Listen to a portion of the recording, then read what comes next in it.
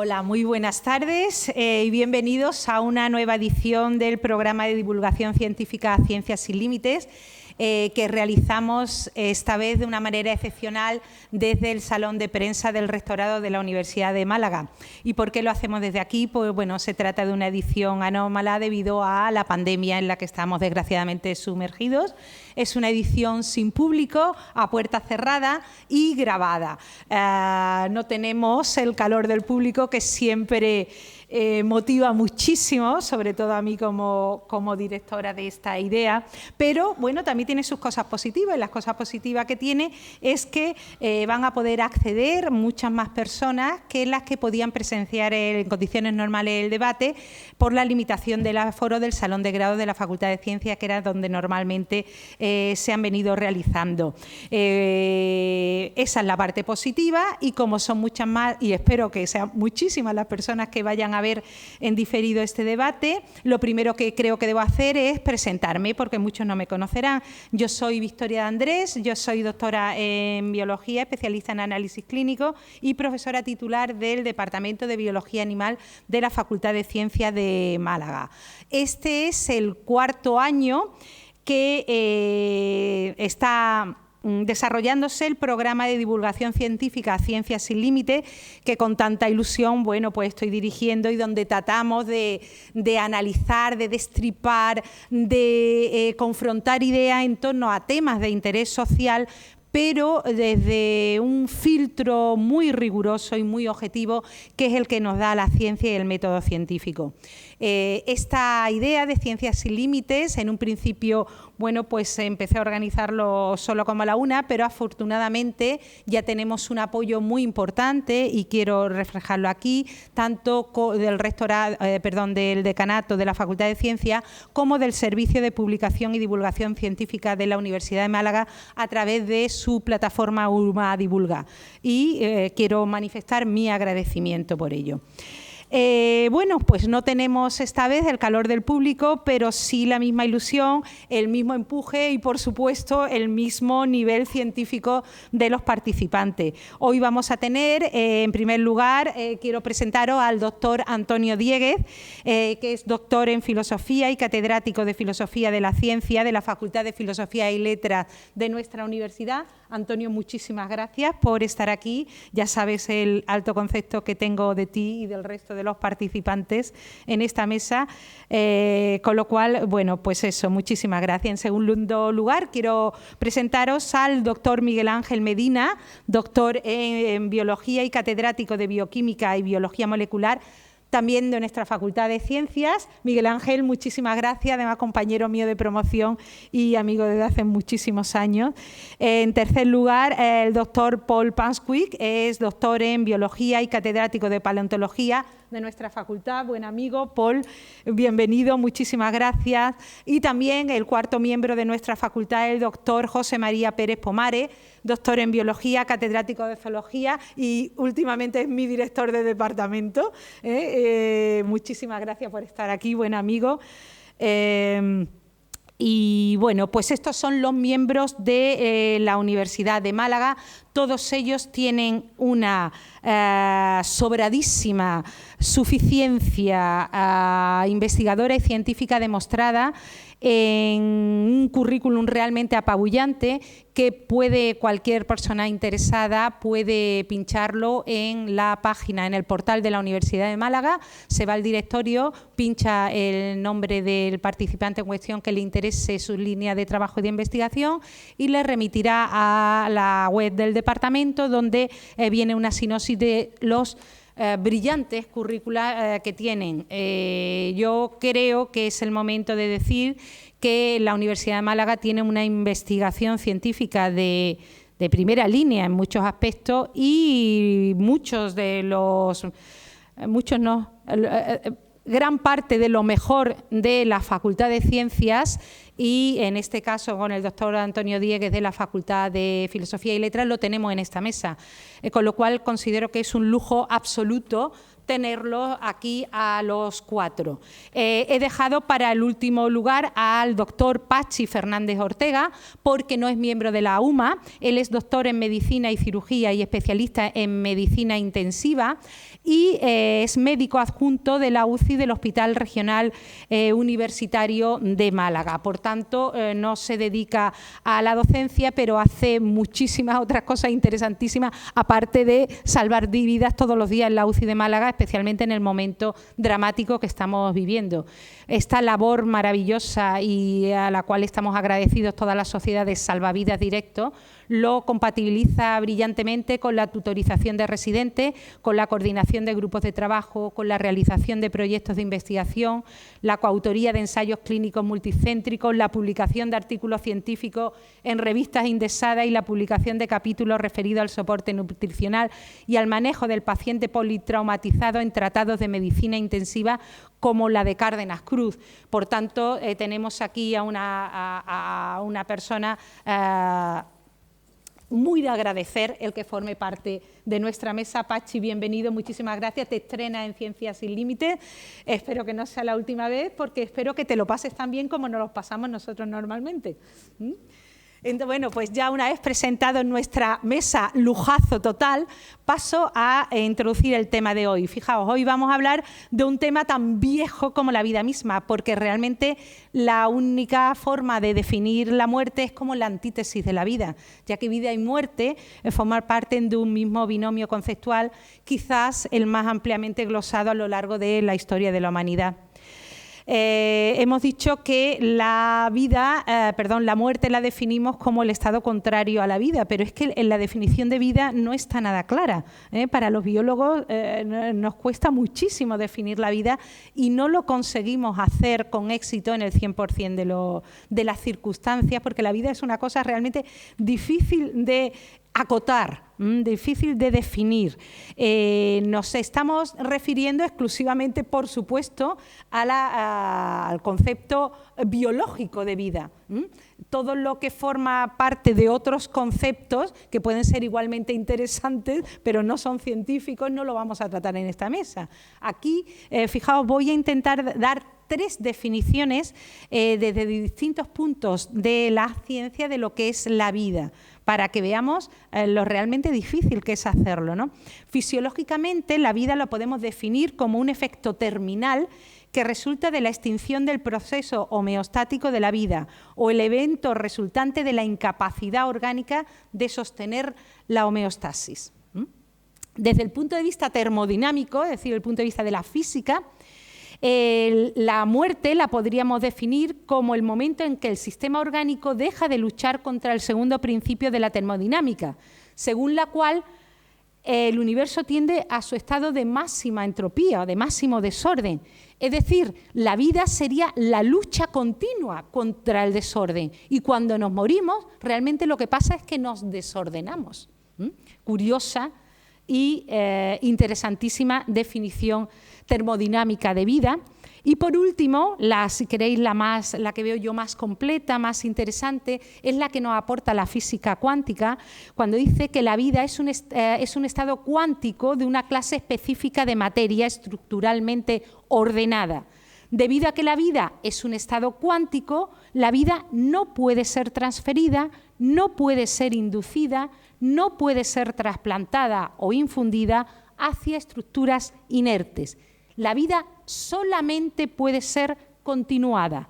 Consecuentemente, todo ser vivo tiene que replicarse por medio de la división de sí mismo en el caso de los organismos unicelulares o de sus células en el caso de los organismos multicelulares, ya sea para crecer en la cantidad de individuos o en la complejidad de un individuo, como para perpetuarse genéticamente. De nuevo, pues, la muerte sería el desorden. Fijaos, pero una vez que hemos intentado acotar un poco el concepto de vida, es interesante, que por eso he traído a las personas que tenemos hoy en esta mesa, que consideremos el concepto de muerte como antítesis de la vida a distintos niveles. Yo creo que podríamos empezar por, si queréis, el concepto más basal de vida, que sería el concepto de vida a nivel molecular. Quizás el doctor Medina tuviese cosas interesantes que decirnos al respecto, con lo cual, si os parece bien, vamos a empezar por el doctor Medina. Miguel Ángel, ¿nos podrías decir al respecto algo interesante, que seguro que sí? Pues no estoy yo tan seguro que puedo decir algo interesante, sobre todo porque puesto a preparar la temática me salían muchas cosas interesantes que decir y muy pocas desde el nivel molecular. Yo me detendría en eso que tú has llamado las definiciones termodinámicas y físico-cuánticas, que yo creo que son dos versiones de lo mismo, como para señalar que si se acepta que la vida es un epifenómeno, resultado de la evolución cósmica, en el que emerge una propiedad nueva, que es esa propiedad de autoorganización que mantienen a los seres vivos alejados del equilibrio, con un cierto grado de orden y demás, efectivamente la definición de muerte por contraposición es justamente la pérdida de esa condición de autoorganización, la desorganización, la vuelta al equilibrio químico.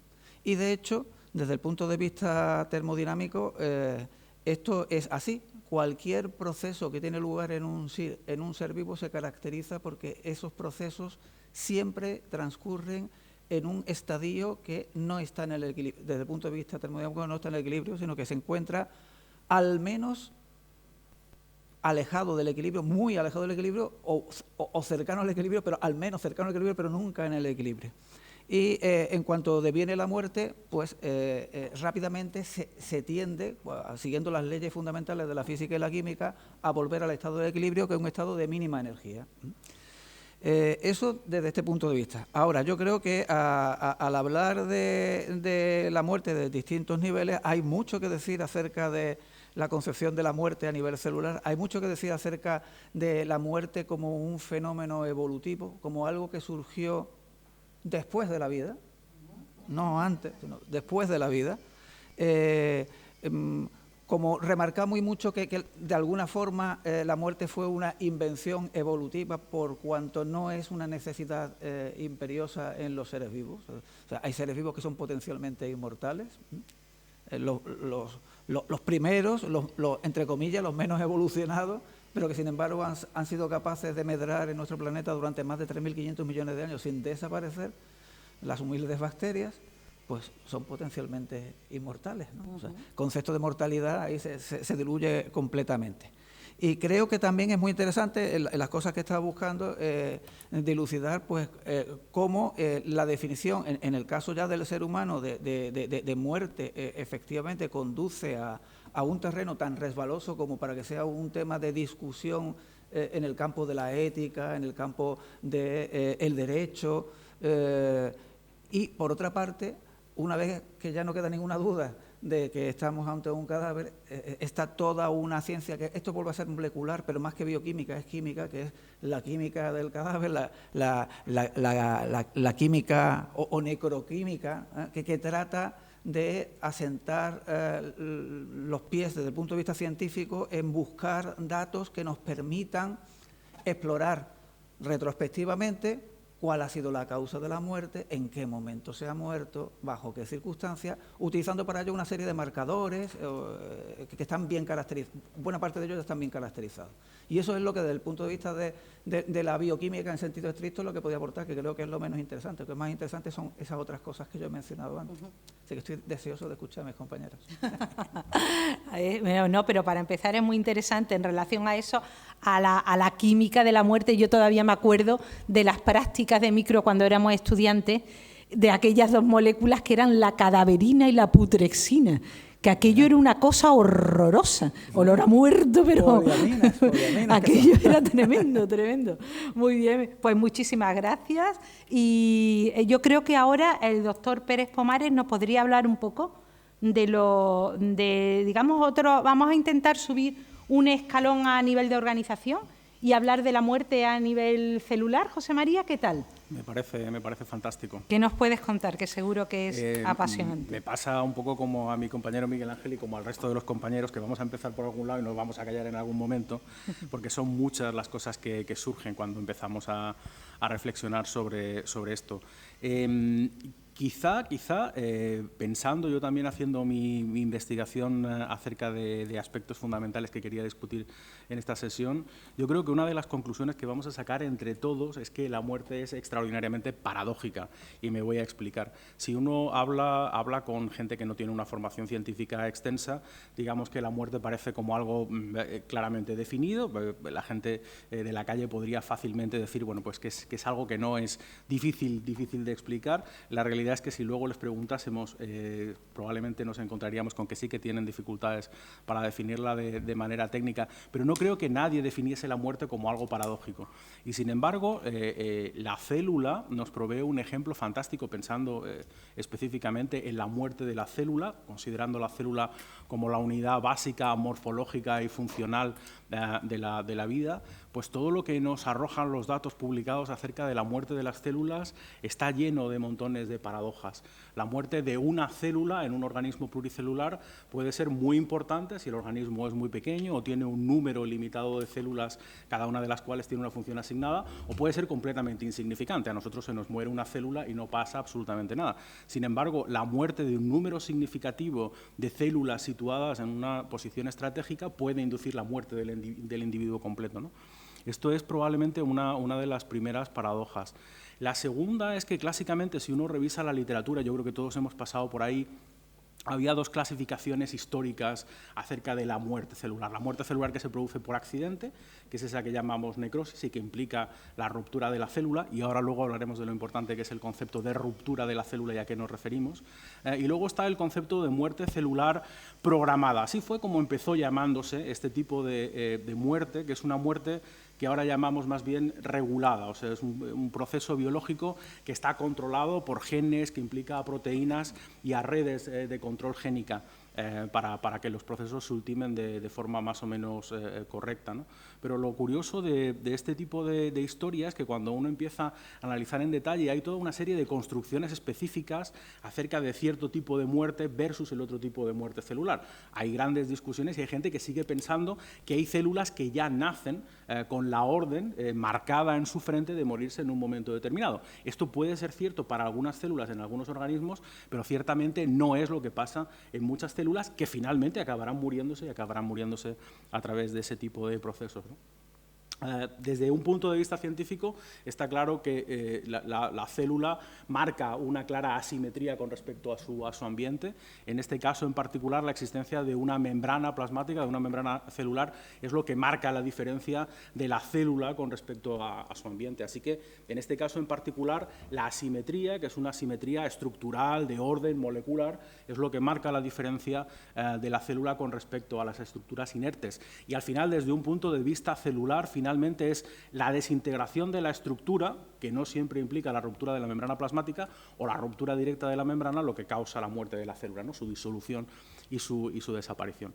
Esto desde un punto de vista biológico y un poco técnico, ¿no? Ya hemos dejado caer algunas cuestiones que podremos discutir. Yo luego he hecho mi investigación por otros lados y para llevarlo un poco la contraria a mi amiga y colega, a lo mejor lo que nos sorprende al acabar esta sesión es la cantidad de similitudes que hay en un montón de aspectos relacionados con la muerte a diversos niveles biológicos, considerando diferentes individuos e incluso pensando en la respuesta de sociedades a la muerte, ¿no? Ahí hay un tema fascinante que es el del análisis de cómo las sociedades interpretan la muerte, igual que las tumbas, ¿no? Y aquí nuestro catedrático en paleontología nos puede decir que proveen junto con las herramientas la mayor parte de la información que tenemos sobre el pasado de muchas especies, pues el análisis de cómo manejan esta cosa tan complicada y tan paradójica que es la muerte en diferentes sociedades nos dice mucho acerca de estas sociedades. Así que ahí queda eso. Sí, eso está claro. Y para qué decirte, ya no sociológicamente,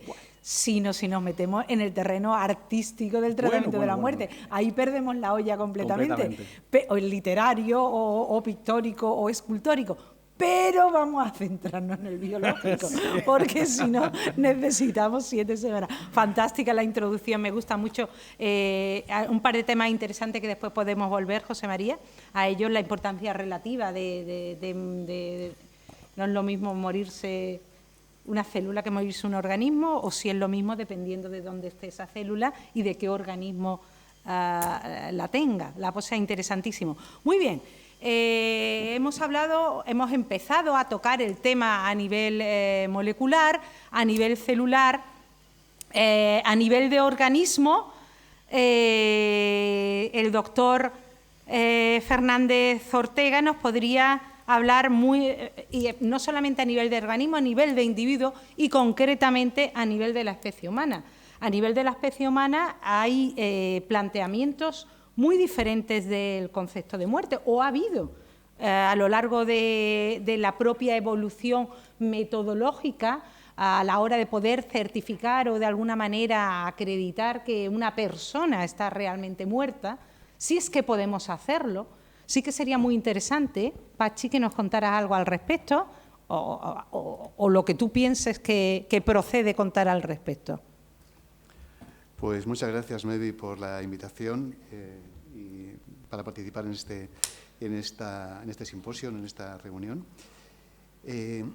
Efectivamente, yo sí que tengo contacto inmediato, con alta frecuencia, casi diaria, con la muerte del individuo, ¿no? Con la muerte de la persona, ¿no? Yo creo que yo creo que el contacto con la muerte hoy día en nuestra sociedad en gran medida se ha perdido. Con la muerte del animal superior, del animal doméstico, del animal próximo a nosotros y del humano, que realmente pues que antiguamente pues las personas se morían como hoy, pero insertadas en su medio, y hoy día pues les aparca a lugares específicos de morir en un altísimo porcentaje de casos, y esto conduce a que muchas personas realmente no hayan visto nunca un cadáver o cómo se mueren las personas, ¿no? Yo la verdad es que en ese sentido sí que estoy en contacto, no es ni una suerte ni una desgracia, pero sí que por mi trabajo estoy en contacto con la muerte casi a diario, ¿no? Y realmente me encuentro algunas reflexiones someras que encuentro que además ya coinciden con la muerte a nivel molecular y a nivel celular con que me han antecedido. Yo también pienso que la muerte individual, la muerte de la persona, del humano, es un proceso gradual y no un proceso instantáneo, ¿no? Esto puede resultar llamativo. En el caso más, hay situaciones por accidente, por violencia, que la muerte es instantánea. Pues si alguien se cae de un avión, se va a morir en un instante, ¿no? Pero en general, la mayor parte de las veces es un proceso gradual que puede tardar horas, incluso días o incluso semanas, ¿no? Hay un momento en el que a nivel de aparatos, de aparato digestivo, aparato cardiovascular, aparato sistema nervioso, renal, etcétera, se pone en marcha lo que es la muerte, lo que a nivel celular ha comentado José María, que era la apoptosis, ¿no? La programación de la muerte a nivel celular. A nivel de aparatos también existe esto, que hoy día pues, se le viene llamando lo que es el fracaso multiorgánico o el síndrome de disfunción multiorgánica, que se pone en marcha y que a poco de ponerse en marcha resulta irreversible, aunque todavía le faltan al sujeto horas o días o incluso más que días para fallecer, ¿no? Pero ha entrado en el mecanismo de la muerte, ¿no? Hay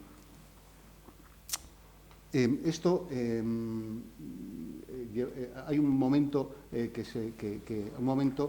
es tan claro que tiene que entrar el derecho para decir que es muerte y que no es muerte, porque a nivel médico realmente nos encontramos que es cuando un sujeto su cerebro ha dejado de funcionar, ha dejado de tener actividad, está en lo que llamamos muerte cerebral, en el sentido de que no somos capaces de registrar la actividad cerebral porque posiblemente no la tenga, pero sin embargo el resto de los órganos están funcionando y pueden funcionar días, asistidos por aparatos, algunos de ellos y otros sin asistencia, ¿no? Pero pueden funcionar. Y eso ya se considera muerte, ¿no? Eso es muerte clínica. Clínicamente está muerto, pero sin embargo todavía ese aparato, ese cuerpo no se descompone, ¿no?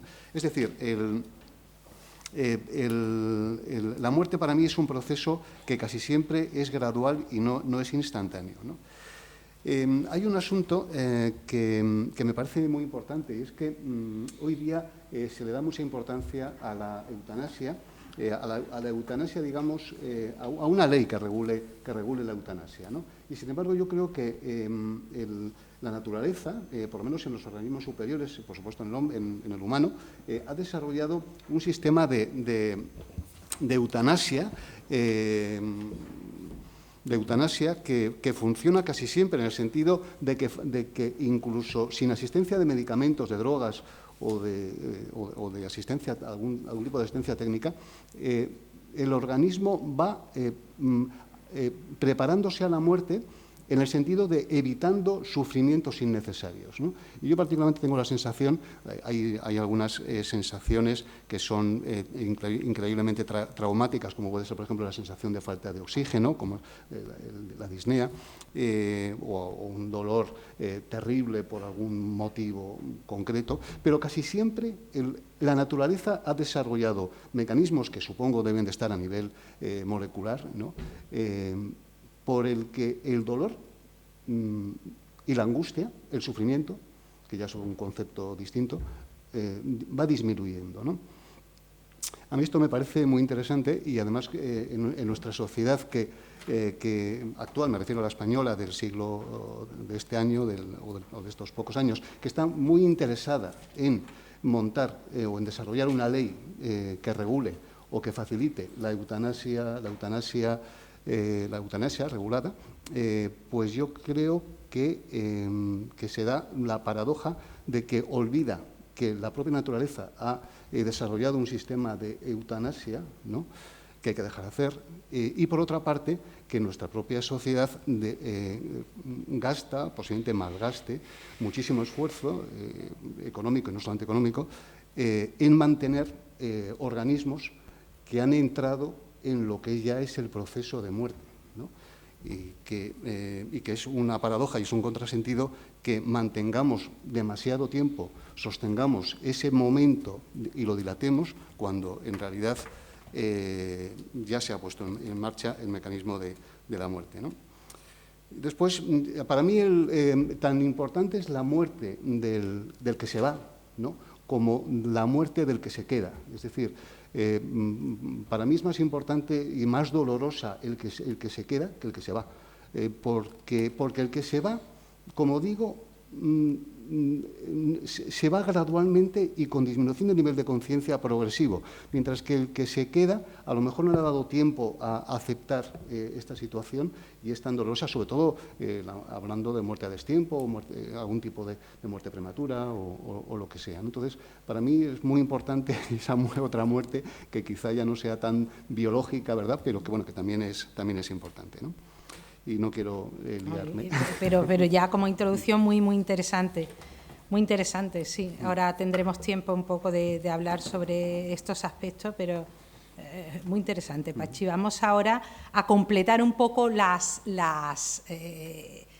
niveles de organización en lo que he intentado a la hora de hacer este guión, estructurar el concepto de muerte, y es el concepto de muerte ya no del individuo, sino a nivel de especie. Refiriéndome especialmente al concepto de extinción o incluso pseudoextinción que puedan tener las especies a lo largo de la variable temporal, cuando, viendo el registro paleontológico, pues vemos que determinadas especies o grupos de especies, grupos taxones, se han muerto, se han extinguido y ya no están. Y para eso, pues nuestro doctor en paleontología, nuestro amigo Paul, podrá explicarnos cosas como siempre interesantísimas al respecto. Pues sí, efectivamente, los paleontólogos somos muy conscientes de que el registro fósil, que es el único archivo histórico sobre la evolución, el pasado geológico de la Tierra, está integrado por restos de organismos que vivieron en tiempos pretéritos, pero que necesariamente hubieron de morir antes de conservarse en dicho archivo. Por lo tanto, la muerte nos interesa mucho, Pero nos interesa desde un punto de vista práctico, en la medida de que muchas veces la manera en que mueren los organismos la que determina en gran medida su potencial de fosilización, si se conservarán y en qué condiciones lo harán en el registro sedimentario. La doctora Andrés me hablaba de la extinción de las especies, la muerte de las especies. Es cierto, ¿no? Se calcula que el 99% de las especies que han vivido alguna vez en el pasado geológico de la Tierra ya han desaparecido. De hecho, si no se produjesen extinciones de especies, que podemos distinguir entre las extinciones per se y las pseudoextinciones, luego lo aclaro, pues no tendríamos el hecho evolutivo en sí. Si no hubiese una renovación diferencial de los componentes de la vida, de los componentes de la biota, no habría un avance, no habría una evolución, tal y como la ha visto la Tierra en sus 4.600 millones de años de historia evolutiva. ¿Por qué hablar de extinciones y pseudoextinciones? Porque realmente no es lo mismo. Las circunstancias, por ejemplo, que llevan a la extinción cuando cae un gran meteorito y afecta sincrónicamente a la desaparición de muchas especies por los profundos cambios ambientales que plantea esa colisión, como ocurrió, por ejemplo, hace 65 millones de años, cuando un bólido celeste impactó con la Tierra, no son las mismas circunstancias que cuando hablamos, por ejemplo, de especies que van evolucionando y se van transformando en el tiempo, en cuyo caso hablamos pues de pseudoextinción y de cronoespecies. Pero por retomar un poco el debate, a esto podemos volver siempre más adelante, hay una serie de cosas que me gustaría dejar planteadas porque pueden abrir hilos discursivos interesantes, y una retomar la definición que daba la doctora Andrés inicialmente, la segunda, en términos termodinámicos, de lo que es la vida y, por lo tanto, la muerte, ¿no?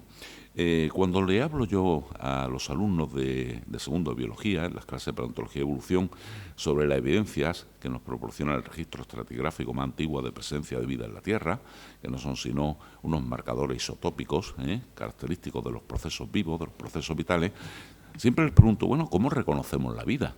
Y es curioso, pero estudiantes de biología no tienen una idea clara de qué es la vida. Y entonces yo les saco precisamente una definición muy en la línea que ella nos comentaba, una definición clásica que nos dice que los sistemas vitales son concretamente demonios metaestables de Maxwell, cuyo único estado estable posible es la muerte. Lo hago para provocar un poco la discusión y lamentablemente tengo que decir que asisto año tras año a que menos alumnos sintonizan con este tipo de discurso, lo cual posiblemente habla muy mal de lo que es la enseñanza secundaria, ¿no? Y de cómo se ha ido degradando con el paso del tiempo. Bien, por ser muy breve, a mí me gustaría que se plantease en el debate, y si tengo oportunidad más adelante profundizaría en ello, me gustaría plantear la muerte a distintos niveles, ¿no? He empezado comentando, a propuesta de la moderadora, lo que sería la muerte de la especie, la extinción, y gracias a ella el hecho de la evolución de la vida, pero tendríamos que hablar de qué causas de muerte tenemos. Esto, nuestro intensivista seguramente nos puede hablar con muchísimo más conocimiento que yo. Me gustaría hablar de la paradoja evolutiva que representa el que nos muramos por determinadas de esas causas. Me gustaría igualmente hablar de modelos animales que pueden darnos pistas en la línea de retrasar la senescencia, el envejecimiento y con ello la muerte. Algo sobre la cultura de la muerte en otras poblaciones, no en todas, tenemos las mismas nociones y el mismo bagaje cultural para enfrentar este fenómeno tan trascendental. Y evidentemente, bueno, siempre podremos volver al último punto. Pero yendo a lo primero, para mí, y corrígeme Pachi si me equivoco, hay, digamos, dos maneras de morirse, ¿no? Básicamente. Una serían los factores externos, halogénicos, que, simplificando mucho, serían los distintos tipos de accidentes que podemos tener en nuestra vida, entendiendo como tal accidente desde caerse de una escalera y abrirse la cabeza a sufrir una infección vírica o bacteriana. No dejan de ser accidentes de la vida. Y el otro grupo serían los factores internos, los autogénicos, que en definitiva no es sino la vejez, la senescencia y el deterioro orgánico que trae aparejada esa senescencia. Yo creo que desde un punto de vista de debate, esto es lo interesante a discutir, porque bueno, los accidentes no dejan de representar una mala suerte que en cierta medida es algo que podemos ir posponiendo la vida. Y por dejarlo aquí planteado, simplemente me gustaría comentar unos datos que, preparando el debate, me llamaron mucho la atención. vienen del libro de Steven Pinker, En defensa de la ilustración, y son realmente unos porcentajes muy impactantes, ¿no? Fíjense ustedes, la reducción a lo largo del siglo pasado del riesgo de morir en los Estados Unidos por distintas causas fue del calibre de los porcentajes que les voy a indicar. Por ejemplo, la reducción en número de muertes por accidentes de automóviles fue de un 96%. En accidentes de aviación llegó al 99%. Atropello de peatones por automóviles bajó en un 88%. La caída de la que yo hablaba, que no deja de ser una de las causas de muerte más frecuentes, se redujo casi un 60%, quemaduras 92%, ahogamientos 90%, asfixia 92%, los accidentes laborales, un 95%. O sea, realmente estamos eliminando en gran medida de nuestra vida el morir por este tipo de accidentes y estamos enfrentando la muerte por los factores internos, los factores autogénicos que yo comentaba con anterioridad, que básicamente serían los relacionados con el deterioro orgánico, que viene asociado a la edad, y producidos por dos factores, y lo dejo aquí. Por un lado, los efectos acumulativos que tiene sobre nuestro organismo el estrés oxidativo, el metabolismo celular, y por otro lado, la existencia de genes deleterios, de genes que manifiestan efectos indeseables a lo largo de la vida del organismo y que nos llevan a esa paradoja evolutiva de cómo la evolución ha permitido que aparezcan genes que permiten o que incluso promueven la senescencia. Aquí tenemos hipótesis del propio campo de la biología evolutiva y creo que luego, si tenemos tiempo, será muy interesante discutirla. Pues muy interesante también tu planteamiento inicial de discusión, Paul, fantástico. Y bueno, y para terminar esta primera ronda de tanteo de conceptos interesantes, el doctor Dieguez debe sobrevolar, siempre le digo, sobre todos nosotros, con su maravillosa, siempre e interesantísima aportación de qué nos dice la filosofía del concepto de muerte, que supongo que también ha cambiado mucho a lo largo del pensamiento humano, o no tanto. Sorpréndeme. Yo creo que no tanto, pero primero déjame que te agradezca que cuentes conmigo una vez más para este foro de Ciencias sin Límites, tan prestigioso y que sabes que tanto me agrada, ¿no? Bueno, yo voy a dar de nuevo mi punto de vista filosófico sobre estas cuestiones a medio camino entre la ciencia y la filosofía, que son en el fondo las que me gustan, ¿no? La muerte ha sido un tema central en la historia de la filosofía. Y me temo que el concepto no ha cambiado demasiado, porque sigue siendo la misma muerte. Hasta tal punto ha sido central que Montaigne, en los ensayos, decía eso de filosofar es aprender a morir. A mí me parece una visión un poco triste de la filosofía, pero se ha hecho muy común esa cita, ¿no? En el fondo, de lo que está hablando Montaigne es sobre todo de la muerte propia, que es la más difícil de pensar. Es la más difícil de pensar, porque la experiencia que tenemos de la muerte es siempre que otros se mueren. Afortunadamente, por ahora, ha sido siempre así, ¿no? Son otros los que se mueren. Sabemos que es una inducción que algún día fracasará, como toda inducción tendrá un error y seremos nosotros los que nos muramos. Pero por ahora no tenemos esa experiencia, afortunadamente, de manera que es muy difícil pensar sobre la muerte propia. Y sin embargo, desde el punto de vista filosófico, eso parece que ha sido lo más interesante, porque esa conciencia de la muerte que nos acompaña siempre, para algunos filósofos ha sido central. Por ejemplo, Heidegger caracterizaba al ser humano como un ser para la muerte, en el sentido de que la conciencia de esa finitud y la conciencia de la vulnerabilidad y de la mortalidad era lo que configuraba nuestra propia vida. Seríamos entes completamente diferentes si consiguiéramos la inmortalidad biológica que ha mencionado Paul y de la que luego quizás diga algo, ¿no? Pero ha habido otros asuntos que han interesado a la filosofía. Por ejemplo, si vamos a una cuestión técnica muy puntual, a la bioética y a la filosofía de la biología le interesa mucho el tema que ha mencionado Patxi. ¿Cuándo muere una persona? ¿Cuándo podemos decir que alguien está muerto? ¿En qué momento podemos determinar que se ha producido la muerte? Ha sido muy interesante oír decir que es un proceso gradual y que efectivamente hay dificultades para eso. Y por eso la bioética se interesa por este asunto, ¿no? Pero ya yendo a terrenos más generales, un problema que se ha planteado tradicionalmente es si la muerte nos produce un daño, le produce un daño a la persona que muere. Cuando menciono esto, siempre me acuerdo del chiste de nuestro querido y admirado paisano Chiquito de la Calzada, ¿no? Ese tipo que se muere un lunes y dice, qué malamente empiezo la semana, ¿no? Esa sería la visión de que la muerte es un daño, porque el tipo, claro, veía que la semana se le torcía por culpa de la muerte, ¿no? En el otro extremo tendríamos la posición de Epicuro, que es muy conocida, ¿no? La muerte no es nada para mí, porque mientras yo estoy, ella no está, y cuando ella está, yo ya no estoy. Por lo tanto, no me produce ningún daño. Que la recoge Antonio Machado en Juan de Mairena. Es verdad, sí, sí. Maravilloso. Sí, sí, fantástico. Y luego hay otra cuestión que ahora se está debatiendo mucho a raíz de todas estas promesas del transhumanismo de conseguir una vida de duración indefinida, de poder acabar con los mecanismos del envejecimiento, etcétera, etcétera, ¿no? Que es la cuestión de si la muerte es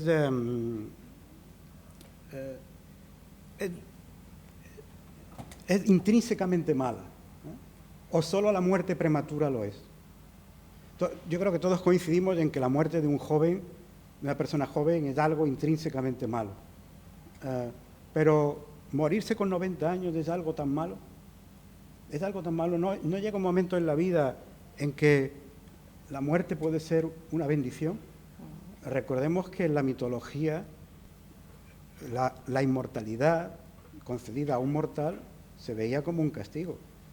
El mito de Titonio, ¿no? O Ganímedes, ¿no? Ganímedes era el que estaba allí encadenado, que le comía el águila el hígado todas las noches y lo regeneraba al día siguiente. Prometeo. Es verdad, Prometeo. De Titonio es todavía más temible porque pide la inmortalidad y se le concede, pero se le olvida pedir la juventud eterna, con lo cual va envejeciendo hasta que termina convertido en un insecto, ¿no? Y la muerte era ya una bendición, ¿no? Entonces hay filósofos que consideran que la muerte es intrínsecamente mala porque nos priva de cosas buenas, de todo lo bueno que trae la vida, y hay otros filósofos que sin embargo consideran que no, que llega un momento en que la muerte es buena y por lo tanto no estarían de acuerdo o no verían con buenos ojos ese intento de prolongar indefinidamente la vida si es que alguna vez se consigue.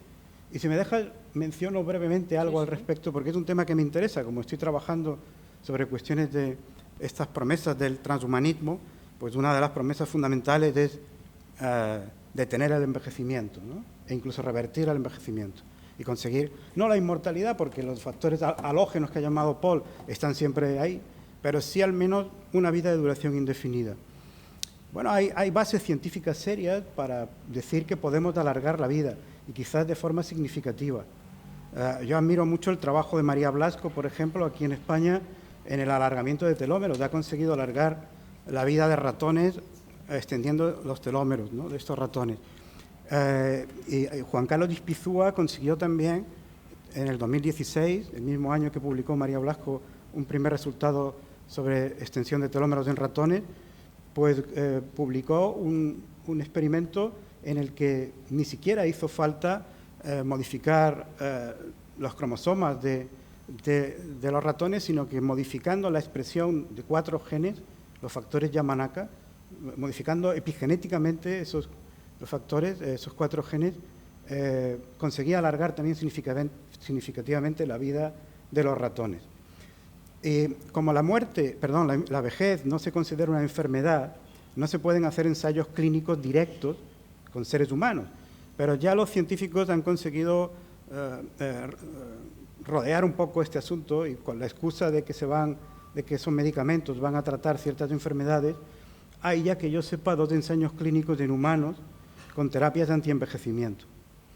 Uno lo está llevando a cabo el catedrático de genética de Harvard, David Sinclair, con una molécula nicotinamida mononucleótido, y por lo visto él mantiene la teoría de que el envejecimiento es ruido epigenético, es decir, que no es algo programado genéticamente, sino sencillamente que nuestras células van perdiendo la capacidad de entender qué hay escrito en los genes, por decirlo así, ¿no? Y entonces esta molécula lo podría solucionar.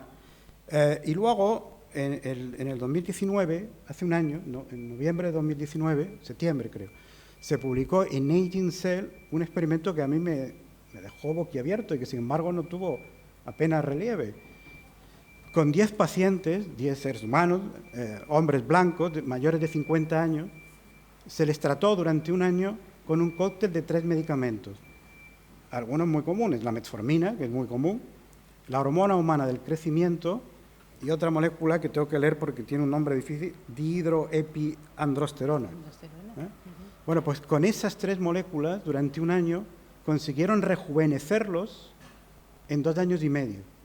¿Cómo se sabe que los rejuvenecieron? Bueno, pues porque, esto lo sabéis mejor que yo, hay marcadores epigenéticos que permiten establecer la edad celular, por ejemplo, y con esos marcadores podemos ver si ha habido una restauración del metabolismo, de los daños metabólicos de una célula, por ejemplo, etcétera, ¿no? Entonces, a lo que iba es que es muy posible que en las próximas décadas veamos que salen al mercado medicamentos que permitirán alargar la vida humana. María Blasco tiene un libro escrito con Mónica Salomone, una periodista científica, que se titula Morir joven a los 140 años. Porque claro, ahí lo interesante es detener el envejecimiento, no llegar a los 140 años y hecho ya una piltrafa, ¿no? Eso no le interesa a nadie, ¿no? Entonces ella considera, desde un punto de vista científico, porque ella es una gran científica, como sabéis, que los 140 años es alcanzable, sobre bases reales de la ciencia, ¿no? Bueno, eso ya significaría una transformación social tremenda. La sociedad cambiaría radicalmente. Imaginemos si se pudieran alcanzar vidas de mayor longevidad. Entonces, y ya termino, los filósofos como Williamson, que consideran que la muerte es un bien en cierto momento, no es un mal, sino un bien, consideran que una vida prolongada de forma indefinida terminaría siendo insufrible, entre otras razones por el aburrimiento. Claro que los críticos suelen decir que más aburrido es estar muerto. Interesante. Bueno, pues fantástica la presentación de vuestras respectivas perspectivas de la muerte, pero de entrada yo estoy sacando un interesante denominador común de los 5, y es que todos habéis planteado que no siempre tiene por qué ser mala la muerte. Es muy interesante. Efectivamente, si no se murieran las especies, no habría cambio y, por tanto, motor evolutivo. Si no se murieran algunas células durante el desarrollo embrionario, no serían posibles determinados fenómenos. Estoy pensando, por ejemplo, en nuestra boca o en nuestra mano, efectivamente, o algo más simple, de la boca nuestra, ¿no? Que somos deuteróstomos y que nuestra boca es de neoformación. Después, Pachi, muy interesante el concepto que ha introducido, o la idea, no es un concepto, pero sí es una idea de, digamos, un poco aceptación con normalidad del proceso de la muerte, no como algo terrible, sino como un fin, digamos, un punto y final a una cosa que es la vida, ¿no? Y después también, Antonio, muy interesante también el concepto relacionado con sus investigaciones de transhumanismo, la idea de no tener por qué verla con esa, digamos, quizás es algo también muy moderno, ¿no? El rodear a la muerte de esa negatividad. En determinadas sociedades o en determinados momentos, la muerte no se ha visto aquí. Me viene ahora mismo Santa Teresa a la cabeza, el vivo sin vivir en mí, y tan alta vida espero que muero porque no muero, ¿no? Quizás ha sido la manera más bonita y más poética de expresar la idea esta que estamos diciendo ahora mismo, ¿no? Interesante.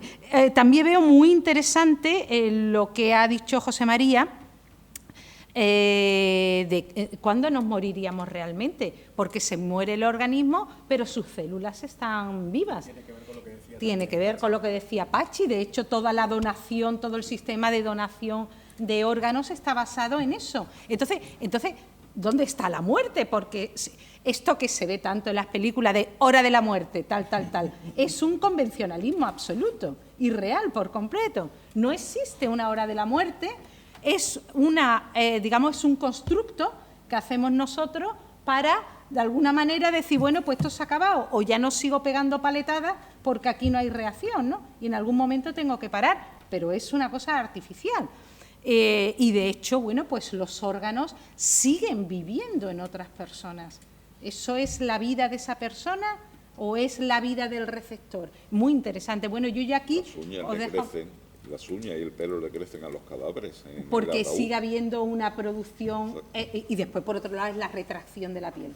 Por otro lado, es retracción de la piel, pero sí que hay una cierta inercia en producción de queratina durante un pequeño tiempo. Pero es eso, porque todavía hay células que siguen vivas, ¿no? En cualquier caso, yo ya planteando estas cosas tan interesantes, dejaría un poco que intervinieseis a voluntad. Miguel Ángel, por ejemplo, acaba de levantar la mano. Quiero adelantar porque lo que quería es poner algún punto sobre las intervenciones que estamos grabando. Acuérdate. Poner algún punto para ir más allá en la reflexión acerca de lo que he escuchado las intervenciones del resto de mis compañeros, que son todas ellas muy interesantes, ¿no? Entonces, pues en relación, por ejemplo, con la temática de la muerte celular, por donde empezó su intervención mi compañero José María, aunque después ya lo derivó acerca del interés que puede tener también reflexionar acerca de la forma en la que se recepciona en distintas culturas, ¿no?, el concepto de muerte. Con respecto a la muerte celular, es muy interesante tener presente que el paradigma hasta muy recientemente predominante en biología era aceptar que esa muerte celular programada, o mejor dicho, regulada, fue una adquisición evolutiva asociada a la transición al estado de metacelularidad, pluricelularidad, por cuanto la inmensa mayoría de los estudios moleculares y celulares que se han hecho tienen que ver justamente con muerte de células en organismos que son poblaciones de células. Y sin embargo, en este punto es especialmente interesante saber que desde hace años se conocen ejemplos paradigmáticos de organismos unicelulares que que tienen también un mecanismo de muerte celular regulada y que está asociado siempre, en todos estos casos, está asociado a procesos de diferenciación y a procesos de supervivencia. Yo creo que eso es interesante matizarlo. En relación a la intervención de Paul, donde ha puesto el énfasis en que pues, lo que nos ha de interesar más en este momento, que después también lo ha remarcado en parte en su intervención Antonio Diegues, es acerca de los factores intrínsecos que conducen a la muerte, es decir, la longevidad, la senescencia asociada al factor de muerte. Yo creo que sería interesante también reflexionar sobre el hecho, ya remarcado por George Sager en un artículo que fue seminal en su momento, pero que se cita poco, un artículo que publicaba la revista Bioscience en el año 78, titulado Longevidad y envejecimiento en la evolución de los vertebrados. Él inicia su discurso hablando de las tres grandes preguntas de la gerontología, desde su punto de vista, para señalar que la última de ellas merece ser estudiada por sí sola. Entonces, las tres grandes preguntas de la gerontología, según este autor, son: la primera, ¿por qué envejecemos?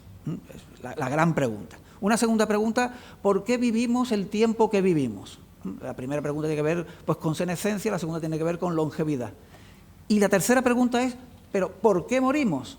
Y según este autor Sager, ese problema debería ser investigado por sí mismo, porque no hay una relación necesaria entre envejecimiento y muerte. Es una cosa que creo que merece la pena también reflexionar sobre ello. De la aportación de Pazzi, a mí me interesaría señalar que de las cosas que yo estaba buscando y que no dije nada porque entendía que la iba a hablar con bastante más propiedad él, pues me encontré con que hay un modelo que describe como 4 fases o estadios, y ya me dirás cómo de cercano o alejado a la realidad del que vive la realidad de la muerte día a día.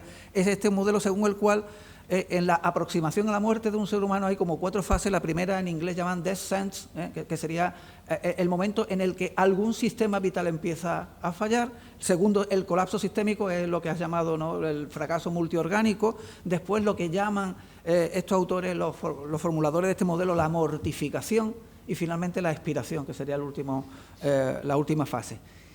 Y una vez llegado a esa última fase, la de la expiración, sea cual sea el momento en el que se pueda certificar legalmente o no la muerte, desde el punto de vista bioquímico, una de las primeras cosas que se detecta, muy interesante, es que como se ha producido sistémicamente en el organismo un cambio de metabolismo a metabolismo fermentativo, hay una drástica disminución del pH sanguíneo. Y es una de las señales que se suele utilizar en eso. Un indicador. Que se suele utilizar en eso que yo llamaba antes la necroquímica, ¿no?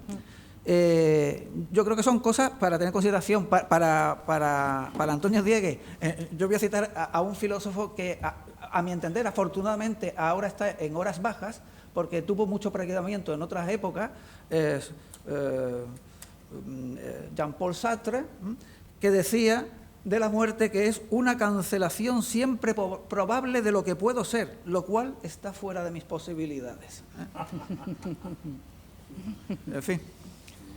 Muy interesante.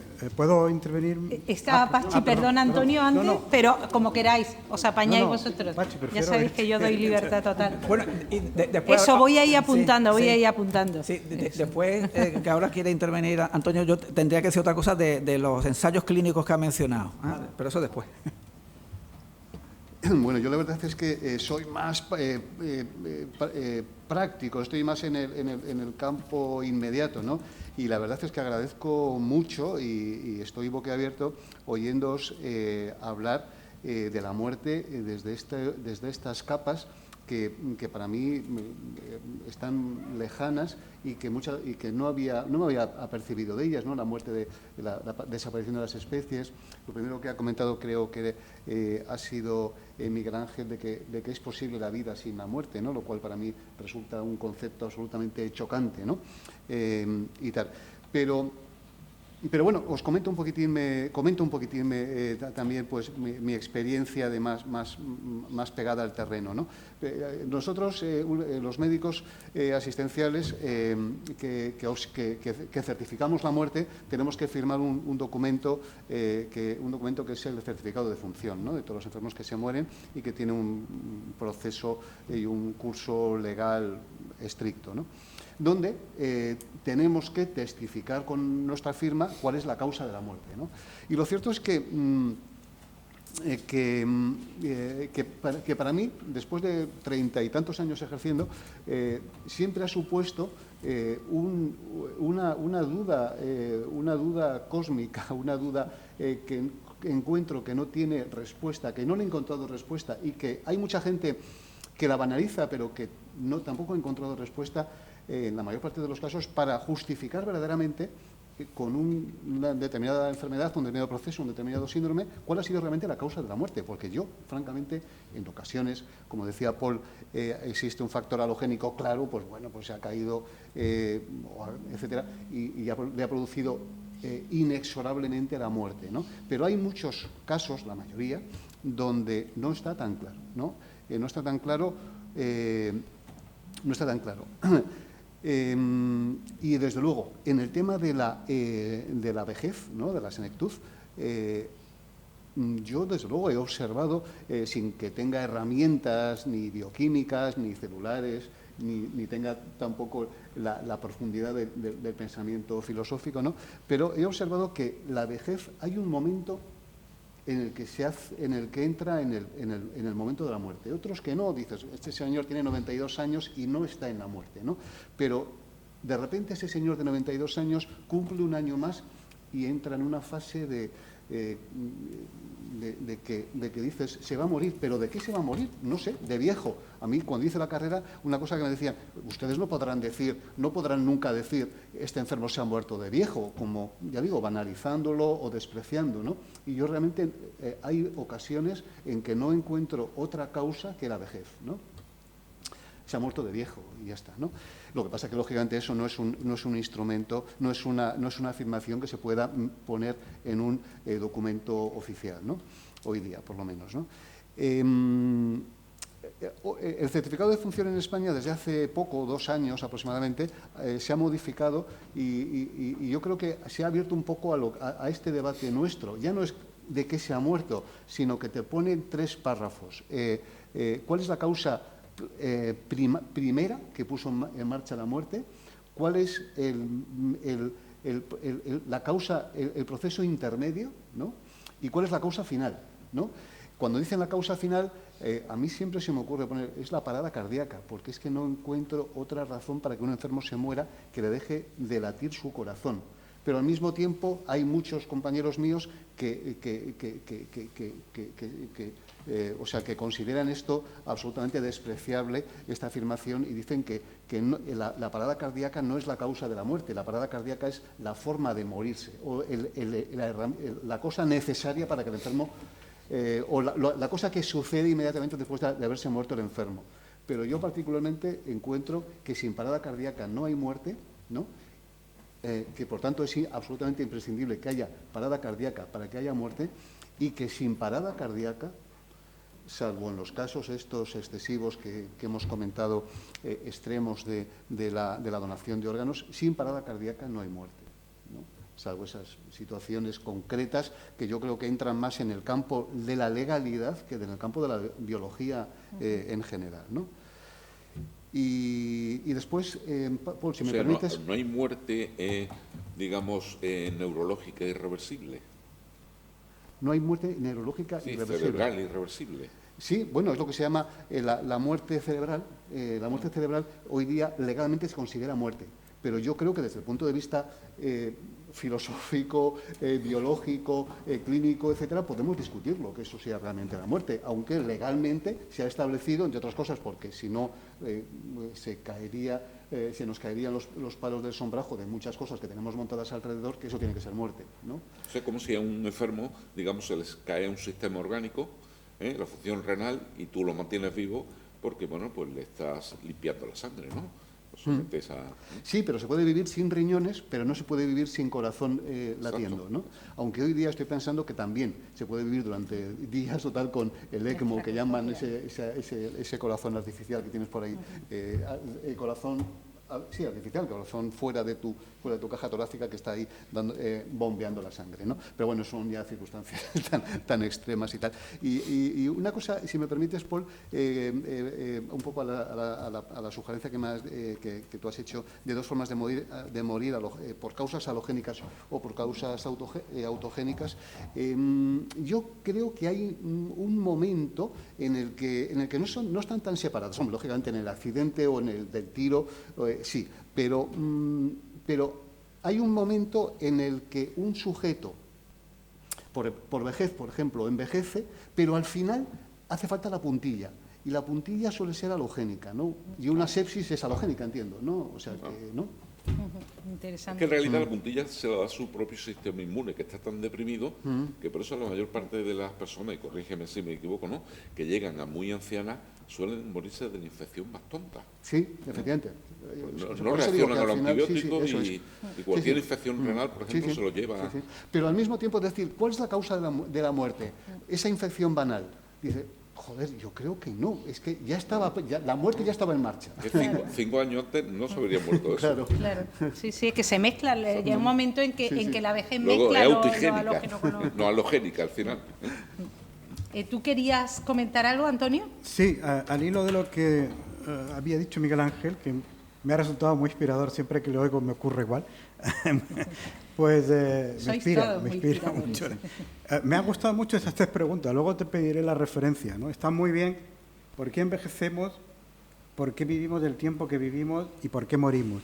A mí lo que me maravilla y lo digo como filósofo, algunos colegas no verán esto con simpatía, es que las 3 preguntas se están enfocando ya de manera científica.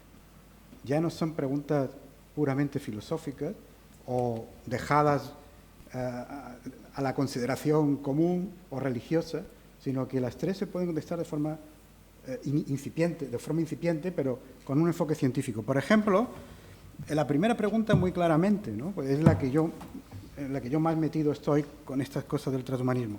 Hay un artículo magnífico, clásico ya, escrito por 3 españoles y un par de extranjeros. Los 3 españoles son López Otín, María Blazco y Manuel Serrano. Se titula The Hallmarks of Aging, ¿eh? Las marcas del envejecimiento. Y señalan 9. Las voy a leer muy rápidamente, pero a mí lo que me impacta de esto es que tienen señaladas, a lo mejor no están todas de aquí, a lo mejor hay alguna que se escapa todavía, pero tienen señaladas 9 causas de envejecimiento. Y si eso se puede estudiar científicamente, se puede en principio controlar tecnológicamente. Ese es el punto, ¿no? Uno es inestabilidad genómica. 2, acortamiento de los telómeros. 3, alteraciones epigenéticas. 4, pérdida de la proteostasis. 5, desregulación de la sensibilidad a los nutrientes. 6, disfunciones mitocondriales. 7, senescencia celular. 8, agotamiento de las células madre. Y 9, comunicación intercelular alterada. Hombre, aquí hay cosas muy gordas. Quiero decir que esto, cuando se dice inestabilidad genómica, a ver todo lo que hay ahí y a ver cómo intervenimos tecnológicamente para que no se produzca esa inestabilidad o la pérdida de la proteostasis, por ejemplo. Pero, en principio, el enfoque científico está ya ahí. La segunda pregunta, y esto lo he hablado mucho con Paul, también se puede ya enfocar científicamente. ¿Por qué vivimos el tiempo en que vivimos? Esto lo hemos hablado Paul y yo mucho porque nos maravilla la diferencia de longevidad en especies que están muy emparentadas, además evolutivamente. La longevidad de la rata topo, la longevidad de los tiburones de Groenlandia, la longevidad de la langosta. ¿Por qué la langosta vive 80 años y luego cualquier otro artrópodo vive a lo mejor semanas como mucho? Un bogavante mismo. Sí. Sí, que es mala costeración del mismo orden. Bueno, pues empiezan a detectarse algunas indicaciones biológicas de por qué puede estar esto ahí. Por ejemplo, las ratas topo parecen inmunes al cáncer, ¿no? Y algo tendrá que ver todo esto con los telómeros de nuevo, etcétera, etcétera. Y quizás la pregunta más difícil de enfocar científicamente es la de por qué morimos, ¿eh? ¿Por qué morimos? Y es verdad que hay organismos, como lo ha señalado Miguel Ángel también, que en principio no mueren, ¿eh? Está la hidra, que se regenera permanentemente mientras tenga nutrientes y no haya causas halogénicas de muerte, o esta medusa de nombre impronunciable, Paul, creo que Turritopsis, que vuelve a la fase de pólipo, cuando llega a la edad adulta, retorna a la fase de pólipo y luego vuelve otra vez a la edad adulta y está envejeciendo y rejuveneciendo constantemente. Qué pelotazo más grande. Y es un ser pluricelular, es decir, que igual que la hidra, ¿no? Retorna a un estado embrionario, como si pudiéramos volver al útero materno, ¿eh? Entonces, darle una segunda oportunidad. Esto lo que deja ver es que no es extraño que haya gente que vaya ya prometiendo la inmortalidad aquí, no en una vida de ultratumba, en una vida en el cielo, ¿no? Una vida espiritual, sino que vaya prometiendo ya la inmortalidad aquí. Y como vivimos en una época donde la religión ha perdido buena parte de su influjo social, pues hay gente que se agarra a esta esperanza como si fuera una nueva religión. y confía en la ciencia. Ahora hay gente que confía en la ciencia para no morir. Es sorprendente. Con lo cual ha cambiado, entonces ha cambiado la referencia, pero sigue actuando como siempre. Sigue actuando como siempre. Es que la gente necesita un más allá de alguna manera. José María, perdona, ¿tenías pedida la palabra? Nada, yo creo que lo primero que voy a decir es que lo que más me gusta de este tipo de charlas que tenemos entre todos es que hay un momento siempre en el que decimos, bueno, ¿y ahora por dónde empiezo? O sea, está la cantidad de ideas, de temas que se van apilando, pero lo más sorprendente es que siempre empezamos por algún sitio. Entonces, yo voy a empezar por algo que vaticiné antes, que dije, nos vamos a sorprender nosotros mismos encontrando similitudes en el análisis de la muerte, pensando en la muerte de diferentes niveles de vida, etcétera, etcétera. Voy a leer dos frases que la podrían haber dicho Pachi en un momento y Antonio en otro, y son dos frases que están sacadas de un libro que es completamente recomendable, es un clásico de la antropología, que se llama Celebraciones de la muerte, la antropología del ritual mortuorio, y la primera de las frases habla directamente del impacto emocional de los que sobreviven. Es algo que ha dicho Pachi antes, la muerte como concepto es algo multiforme, ahora volveremos sobre esa historia, y la segunda tiene casi que ver con la cita que ha hecho Antonio de Heidegger, que dice aquí, la idea de la muerte, el miedo a la misma, atormenta al animal humano más que ninguna otra cosa, es el motor esencial de la actividad humana. Y entonces, cuando uno empieza a pensar en todo este tipo de cosas, se da cuenta de que no nos queda más remedio que formalizar cierto tipo de cuestiones. Y nosotros tenemos que estar haciendo continuamente el ejercicio de pensar en qué tipo de muerte específica estamos hablando. Lo hemos avanzado al principio en la introducción. Inevitablemente acabamos hablando de la muerte del individuo, digamos que es la gran estrella a la hora de discutir el concepto de muerte, pero tenemos que pensar, ¿no?, en la pérdida definitiva de la estructura de una molécula, que probablemente se puede interpretar como su muerte, la ruptura o la desaparición de una entidad celular organizada como la muerte de la célula, y luego pasamos, ¿no?, a los otros niveles de organización, tejidos, órganos, hasta llegar al individuo y, por supuesto, luego trascendiendo esto, pasando a la especie. Ha habido un par de cosas que me han interesado muchísimo. Una la ha citado Paul y le voy a llevar un poquito la contraria para tensar la cuerda de la discusión, que es esta historia acerca de los genes deletéreos, ¿no? Y mi punto de vista es muy sencillo. Los genes deletéreos no son genes del individuo, son genes de las células. La muerte de una célula, como decíamos antes, es algo que puede ser muy positivo y que además es necesario en ciertas circunstancias. O sea que el individuo hereda de sus células esos genes que juegan una función en el mantenimiento de esa homeostasis que citábamos al principio, ¿no?, como esencial para definir la vida, y que por lo tanto no es que evolutivamente el individuo conserve genes intrínsecamente malvados, es que nuestras células tienen esos genes como mecanismo de defensa, ¿no? En cierto modo, y resumiendo mucho, en ocasiones la muerte puede significar vida, ¿no?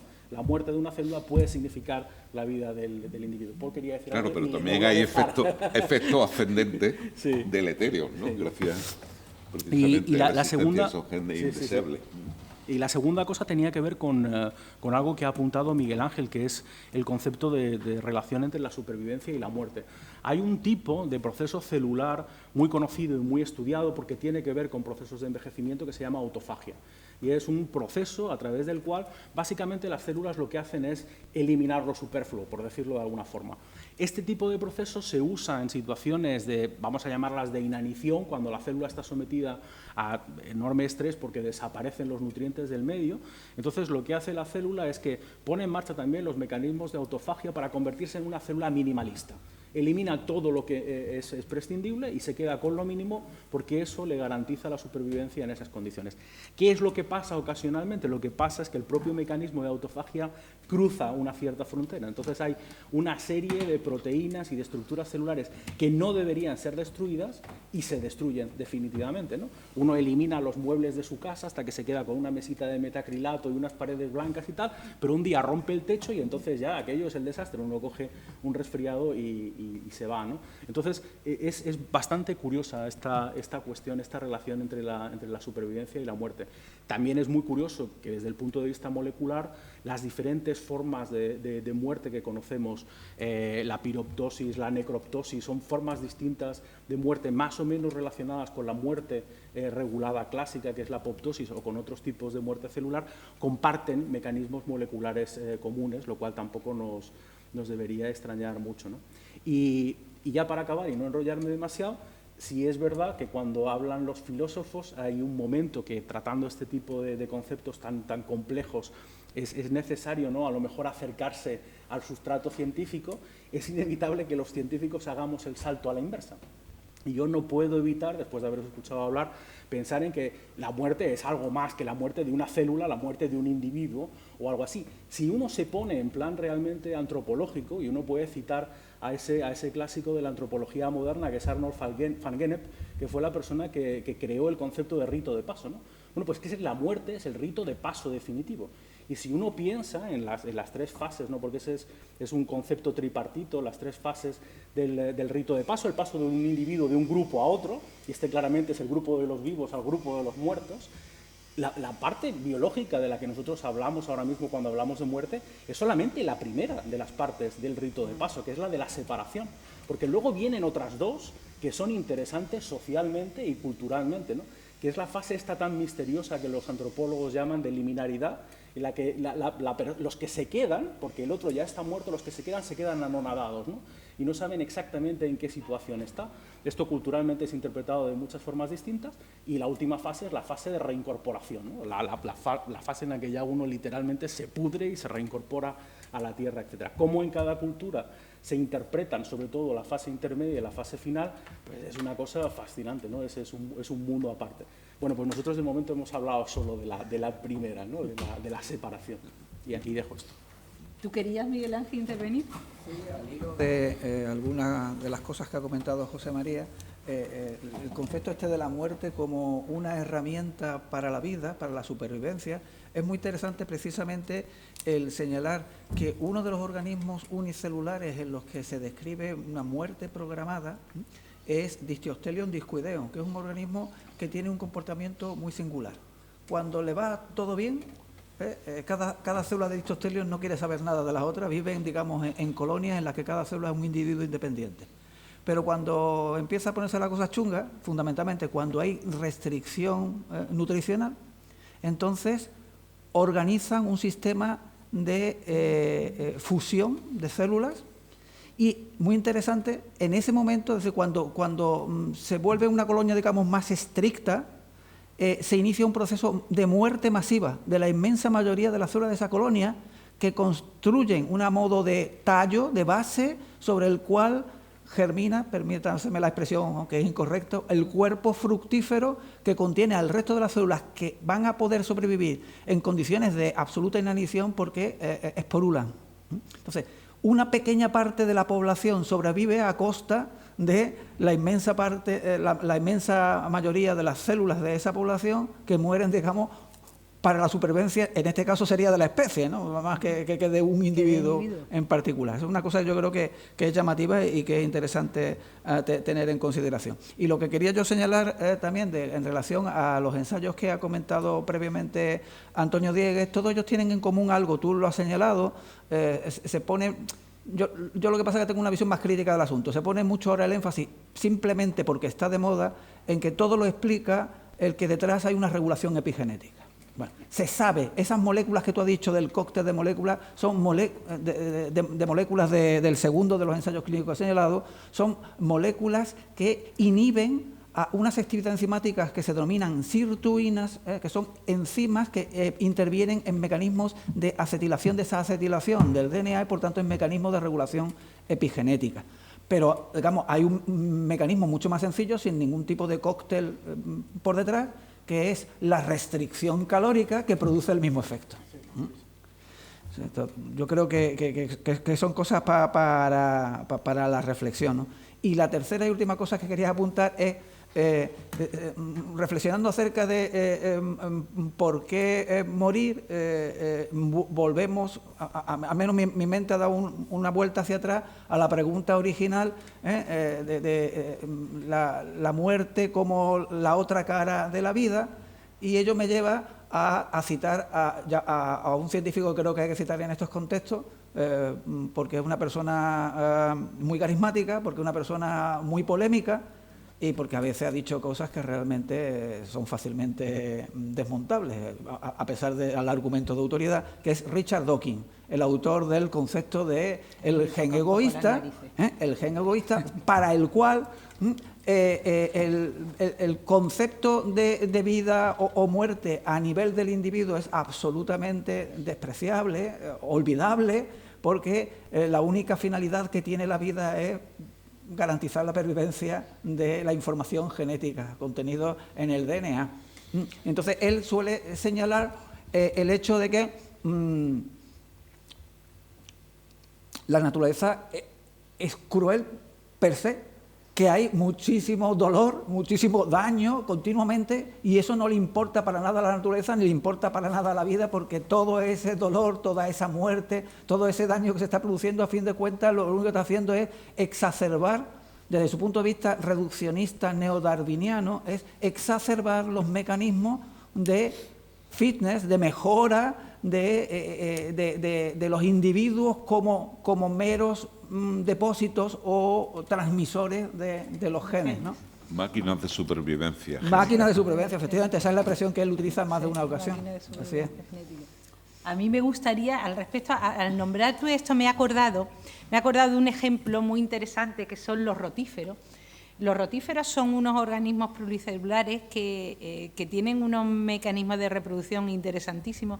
Y me he acordado porque en todo esto que estamos hablando de la muerte no me he hablado de una cosa curiosa, que es el enquistamiento que sufren muchos animales, que viene a ser una especie de muerte en vida, esperando tiempos mejores para volver a vivir, ¿no?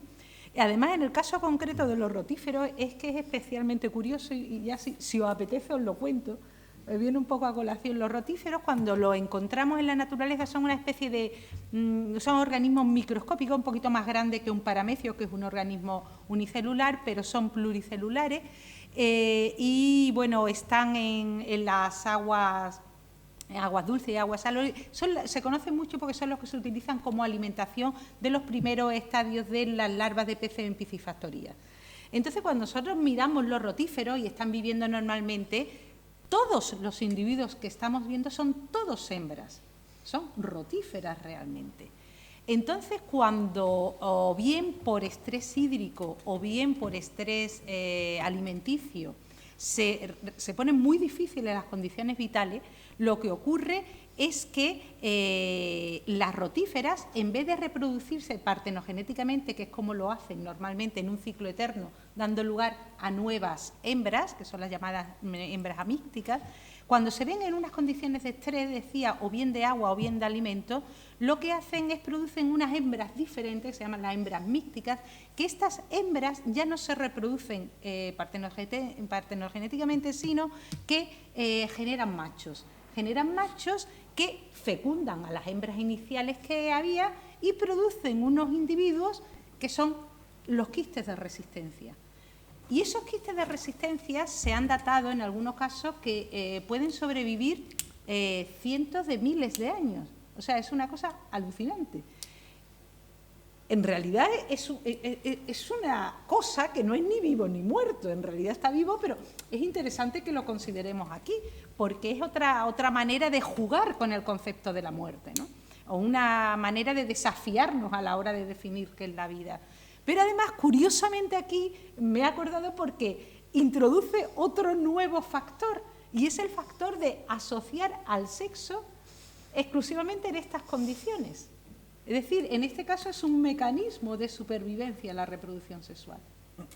Bueno, si me permite, disculpa, sí. Al hilo de lo que tú has comentado, en definitiva, Eros y Thanatos vuelven a estar conjuntados, y esto me lleva porque yo quería dedicar un par de minutos a citar algunas referencias que me he encontrado muy interesantes, y hay un libro muy interesante de filosofía de la ciencia que lleva como título Sex and Death, ¿eh? Sexo y muerte. En mi opinión es el mejor manual de filosofía de la ciencia que hay. Pues yo no me lo he leído, pues ya me lo apunto. De Sterelny y Griffith. Yo, si puedo simplemente por alusiones, porque siempre podéis hablar sin problema. Le va a hacer mucha ilusión a Mehdi, uno de los grandes especialistas en literatura de fantasmas del siglo XIX, que era el francés Charles Nodier. Describe en uno de sus libros la eclosión de una de estas formas enquistadas, ¿sí?, de un rotífero. Esto lo lee un profano y no tiene ni idea de qué está hablando, lo lee un biólogo y rápidamente sabe de qué organismo está hablando. Le da hasta un nombre, lo llama taratantaleo, ¿no? Y es curioso que esa persona que era especialista en fantasmas, en cuentos de fantasmas, esté tan interesado en este tipo de procesos. En realidad no nos sorprende mucho. Vuelvo a leer una cita textual del libro que citaba antes, que decía: el cadáver es temido porque, hasta que su reconstitución en el más allá sea completa, parte de su esencia espiritual permanece con él. Entonces, esta idea de la muerte como un complejo biológico y social tiene en el fondo hacer referencia a este tipo de cuestiones que estamos discutiendo aquí. Así que no es raro que alguien muy interesado en los fantasmas se sorprenda por estos ciclos vitales con reaparición casi eterna, ¿no? Bueno, yo estoy convencida de que todos los directores de cine, de películas de terror, se ven muchas fotografías de microorganismos, porque el que hizo Alien el octavo pasajero no tiene más que mirarse fotos de Cestodo para inspirarse perfectamente en esos rostros tremendos. Perdón un momento, Antonio, es que no hemos saltado antes. Apol, ahora te apunto. Sí, yo le había pedido antes el turno a la doctora Andrés. Y bueno, me ha saltado. Esto de que la confianza es un asco, ¿no? Perdón. Nunca mejor dicho. Y claro, ahora tengo un problema, porque he ido tomando ligeras notas de todas las intervenciones. Todo el tiempo del mundo, claro, y tengo 5 temas que, pues por alusiones directas o indirectas, me gustaría, muy brevemente, y comentando por lo más sencillo, más anecdótico, de lo que comentaba el doctor Pérez Pomares, pues me ha llamado la atención, efectivamente, ¿no? Esa disparidad de concepciones antropológicas que hay sobre el hecho de la muerte. Y quería comentar una anécdota que puede ser ilustrativa al respecto, ¿no? En Argentina, concretamente en La Pampa, la ciudad de Santa Rosa, La Pampa en extensión territorial viene a ser como España, Santa Rosa, su capital es como la ciudad de Antequera. Esto nos hace una idea del grado de poblamiento efectivo que tiene la Argentina. En el año 2004 hubo un congreso en el que me invitaron a dar una conferencia y mis colegas de allí, bueno, pues preocupados con aquello de que me fuese llevándome algún recuerdo fuera de lo que era el congreso, pues decidieron darme un pequeño tour. El tour era por la única carretera que bajaba hacia el cabo del Cono Austral. Es una carretera de miles de kilómetros que no lleva a ningún sitio, salvo a encontrarse con una que trazaron paralela a los chilenos. Al parecer fue porque ambos pensaban que el otro país podría invadirlos y por si acaso tenían que mover hasta abajo del territorio inhabitado a su ejército, pues hicieron una obra faraónica en ambos casos, ¿no? Una cosa absurda, ¿no? Pero para mí lo más absurdo del viaje que hicimos fue que me pararon en un pueblecito que las casas eran unas chabolas inhabitables, algo que no tiene nada que ver ni con las de las favelas de Sao Paulo. Eran en muchos casos 4 palos con una uralita encima, no había más. Y una vez que me enseñó eso y que te sobrecogía ver que en un país relativamente desarrollado, ¿no? Como era Argentina antes del corralito, que pudiera ver ese nivel de vida, me dijeron, ahora sí que te va a sorprender, porque me llevaron al cementerio. Y en el cementerio vi unos panteones con mármol italiano, mármol de Carrara, que tiraban de espaldas. Claro, yo le pregunté, le dije, estos panteones serán de hace siglos, ¿no? Me dijeron, no, es de esas personas que viven donde tú lo has visto antes. O sea, eran personas que le daban, obviamente, mucha más importancia a esa segunda fase de la vida que comenzaría tras la muerte, lo que sería la vida eterna, que a su existencia miserable del día a día. Pachi ha comentado al principio de su intervención una cosa muy interesante, y es esto que observáis los clínicos, y que yo creo que está también en la percepción del resto de la sociedad, de que parece como si hubiese unos mecanismos, entre comillas, adaptativos que llevan a que cuando una persona ya está falleciendo, pues, digamos, no sufra lo que debería sufrir en esas condiciones, ¿no? Y claro, eso me lleva a preguntarme cómo es posible que, si existen, y no son una falsa impresión que tenemos, cómo es posible que hayan aparecido en el curso de la evolución tales mecanismos, porque digamos que, y ahí Dawkins tiene razón, sí o sí, los genes determinan comportamientos que son útiles desde el punto de vista de nuestra eficacia biológica, o sea, para garantizarnos la supervivencia hasta llegar a la edad reproductiva, pero luego ya es irrelevante lo que nos pase una vez que nos hemos reproducido y hemos lanzado nuestro legado de muerte en esos genes. De hecho, estas son las explicaciones para lo que y con ello voy a lo del doctor Pérez Pomares, ¿no? A los genes deleterios. En realidad no es que tengamos genes, que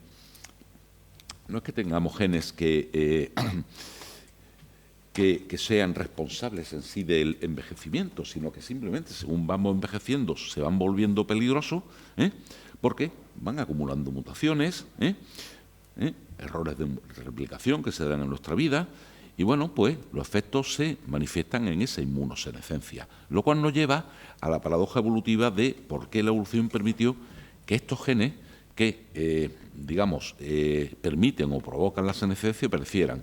Y ya, por terminar con esto, serían, digamos, como dos hipótesis explicativas posibles, ¿no? Que van en la línea contraria a lo que tú argumentabas antes, ¿no? Por ejemplo, en los 50, Sir Peter Medawar simplemente dijo que la selección natural solo actúa sobre aquellos genes que se manifiestan antes de que nos reproduzcamos.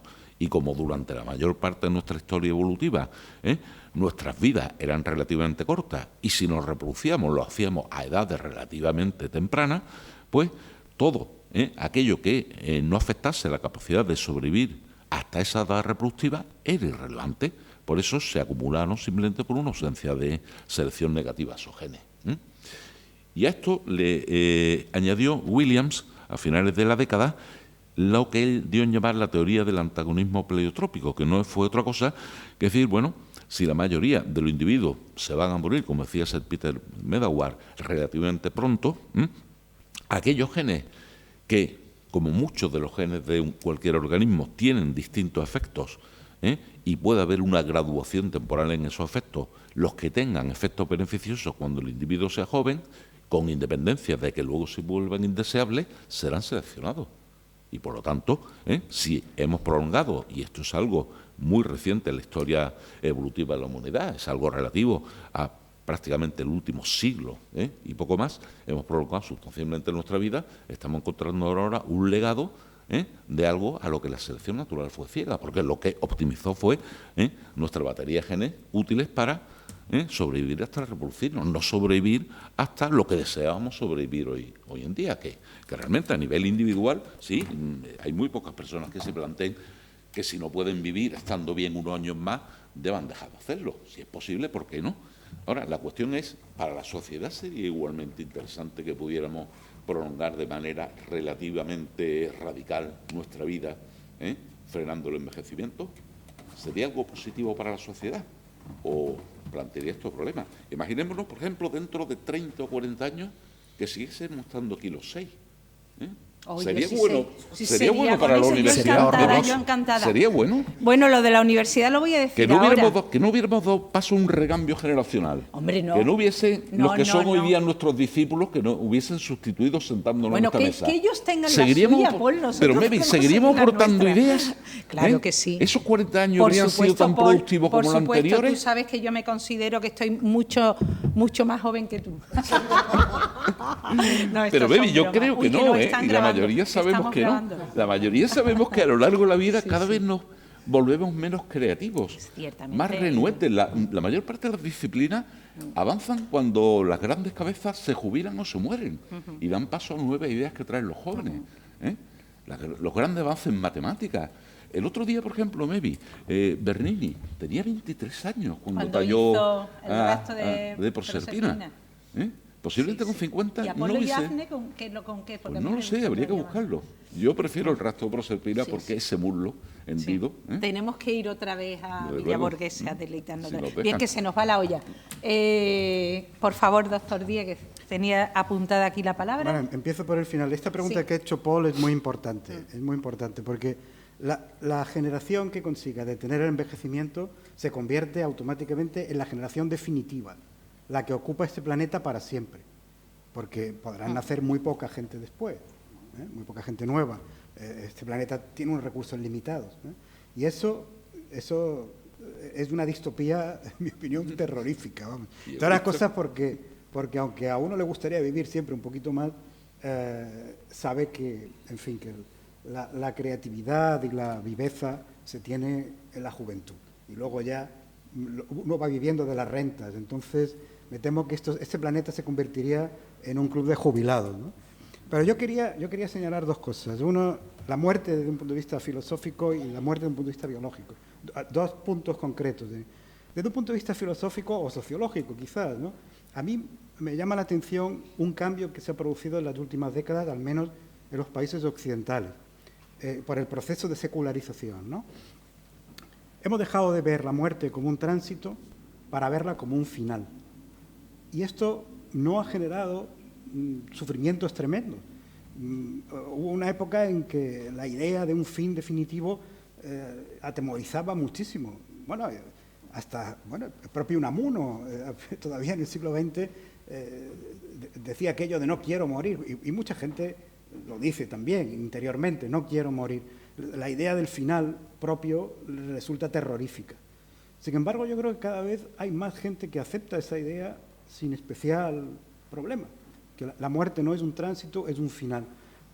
Pensemos además que no todas las religiones han visto en la muerte un tránsito. Hay religiones donde la muerte puede ser ir a otra vida, pero no uno, ¿no? Sino otra cosa. Por ejemplo, los griegos pensaban que el alma iba al Hades, pero el alma ya no era uno, era otra cosa, no se conservaba la identidad personal. Otra cosa, un griego no sabía lo que era eso, ¿no? Y para los judíos tampoco existe, por lo que yo sé, la inmortalidad personal. De manera que esta idea de que después de la muerte vamos a vivir una vida eterna siendo como somos, y además para el cristianismo con nuestro propio cuerpo, aunque en forma gloriosa, es una idea muy, muy concreta en la historia de la humanidad. Y a mí eso me llama la atención, ¿no? Con la facilidad con la que hemos hecho ese tránsito. Y luego, de un punto de vista biológico, habéis subrayado varios algo que a mí me parece muy importante. La muerte no es una necesidad biológica. Eso que se dicen, para morirse solo hay que estar vivo. No, no es verdad. Se puede estar vivo y no morirte. No es una necesidad biológica. Es más, ni siquiera, para los transhumanistas al menos, sería una necesidad termodinámica. Porque uno dice, bueno, hombre, pero si conseguimos prolongar la vida de forma indefinida, este planeta tiene un final. Lo va a devorar el Sol en algún momento. Bueno, podemos colonizar otros planetas, pero esos tendrán también un final, y finalmente el universo llega a la muerte térmica. Pero, para entonces, habremos creado la superinteligencia artificial. Es decir, habremos creado una inteligencia, según dicen los transhumanistas, habremos creado una superinteligencia que irá potenciándose a sí misma, creando superinteligencia aún mayor, en un proceso exponencial, como dice Ray Kurzweil, un proceso exponencial de crecimiento de inteligencia, hasta que llega el momento en que esa superinteligencia puede revertir la flecha del tiempo, puede disminuir la entropía. Esto está en un cuento de Asimov. La última pregunta, que lo dijo hace muchos años, en uno para mí de los mejores relatos de ciencia ficción de todos los tiempos, que es la última pregunta, que aquí lo recomiendo a todos los que nos veáis, porque es magnífico, todos los relatos de Asimov, maravillosos. Lo que hace es, de alguna forma, se adelanta. No vaya a hacer un spoiler. Da contestación a Cuba y a esos transhumanistas, sí. Porque señala cuál es, digamos, la sinrazón de ese razonamiento. Totalmente, es magnífico. Además de la paradoja de Fermi, que explicaría por qué ninguna civilización extraterrestre no ha visitado. Y es porque cuando están a punto de llegar a esto, no pueden resistir, teniendo el arsenal, que ya lo tenemos, de hecho nosotros a su alcance, la tentación de autodestruirse. Bueno, esto en otro próximo Ciencias sin Límite que voy a plantear sobre exobiología, podemos tratar estos temas que a mí me apasiona también, este otro de mis temas favoritos. Bueno, chicos, tenemos 5 minutitos o un poquito más para poder rematar con ideas que se hayan quedado pendientes o algo que queráis exponer al modo de Pachi, por favor, al modo de colofón. Solamente una cosilla respecto al tema que ha comentado últimamente al final Paul, de realmente la selección, si habría que hacerla con los genes que tienen que ver con lo hasta el momento de la fecundación, hasta que se es fértil, etcétera, y después ya no. Realmente yo creo que esa especie de eutanasia natural, ¿no? por el que se disminuye el sufrimiento, el dolor, ¿no? Yo creo que en el fondo es bastante simple, ¿no? no del todo comprendida, pero yo creo que en el fondo es bastante simple, porque va dirigida sobre todo, desde mi punto de vista, por lo que he observado, y no leído, sino observado, porque no sé siquiera si hay algo escrito al respecto, va dirigida a la disminución del nivel de conciencia, que es muy importante, ¿no? O sea, que realmente, si dejamos de estar conscientes, gran parte... Esta es una pregunta con la que me enfrento casi diariamente con los pacientes, no con los pacientes, sino con los familiares de los pacientes. ¿Está sufriendo? Y realmente no tengo respuesta. ¿Está sufriendo? Si está en coma, ¿no? Digo, yo creo que no. Pero realmente nadie se ha metido en el cuerpo de un sujeto en coma para decir si sufre o no sufre, entre otras cosas, porque definir el sufrimiento yo creo que no es solo dolor, es mucho más que dolor, ¿no? Pero incluso no sé muy bien si un sujeto en coma profundo puede llegar a sentir siquiera dolor, ¿no? Por lo menos el dolor complejo creo que no, ¿no? Pero, entonces creo que sencillamente disminuyendo el nivel de conciencia se facilita mucho el evitar el sufrimiento, ¿no? Entonces, tampoco es tan complicado. Pero entonces puede ser una respuesta homeostática del organismo sin más. O sea, sufrir gasta energía. El organismo que se está muriendo, para no morirse, en última instancia, ese instinto sí que la selección natural lo ha favorecido, ¿eh? El organismo lo que tiene que hacer es procurar no gastar energía y evitar el sufrimiento, sí, perder la conciencia. Quizás fuera una explicación... Pero desde luego adaptativo no puede ser. Adaptativo. Bueno, no sé, posible. Un epifenómeno conveniente. Respecto, creo que ha sido José María que ha metido el concepto de autofagia. Nosotros en medicina, en mi especialidad al menos, hace varias décadas, se introdujo un concepto, por lo menos con una palabra más fuerte que la autofagia y quizá con un significado algo distinto, que es el autocanibalismo, ¿no? A mí es una expresión o una palabra que me llamó muchísimo la atención en su momento. Parece que la autofagia tendría un interés realmente positivo en el sentido de eliminar lo prescindible, lo innecesario, ¿no? Y sin embargo el autocanibalismo probablemente tenga una perspectiva más negativa, en el sentido de que te cargas aquello que sí que es necesario todavía, pero que ante unas circunstancias extrañas para las que no se han desarrollado mecanismos, ¿no? Pues el organismo no sabe responder y autodestruye lo suyo, ¿no? Si tuviera un minuto más para decir algo, Mary, o no. Sí, nos queda un par de minutitos nomás. ¿Para todos? Sí, para todos. No, para... Venga, un par de minutos, ya. No discutimos. Es que... Me has lanzado, Gracias. No sé quién de vosotros ha comentado el concepto de Richard Dawkins, el gen egoísta, ¿no? Como si solamente la transmisión de los genes fuera importante, ¿no? Yo particularmente tengo la sensación de que, y esto es quizá algo más cultural que puramente biológico, pero a mí me da la impresión de que igual un perro nace para que después haya perros, ¿no? Y una pulga nace para que después haya pulgas. Pero yo creo que el hombre no. A mí me parece que el hombre nace con una misión, con una función, ¿no? Con algo que desarrollar. No solamente crear hijos, que quizás sea lo más importante, pero no es lo único. O sea, yo creo que tiene más cosas, hacer una carrera, hacer viajes, escribir libros, aprender cosas, enamorarse, muchas cosas, ¿no? Entonces, desde mi punto de vista, lo que yo antes comentaba como la muerte a destiempo, que es la muerte que hace sufrir realmente, es la que no le ha dado tiempo al ser, ¿no? al humano, de desarrollar esa función, ¿no? Es decir, un chaval que a los 19 años se muera con 2 hijos, es una muerte muy dolorosa, porque aunque haya tenido ya 2 hijos, no ha cumplido su misión, ¿no? Interesante, muy interesante. ¿Alguno queréis aportar algo más para concluir? yo hago un resumen y te hago una lista de temas. No, ¿Tienes un minuto? Te hago un resumen de temas para futuros Ciencias sin Límites. Hombre, eso es muy de agradecer. Hemos empezado por ciencia y muerte, hemos continuado por muerte y vida, hemos seguido luego con el sexo y muerte y hemos hablado de religión y muerte. Y podemos seguir con temas que darían para este tipo de charlas.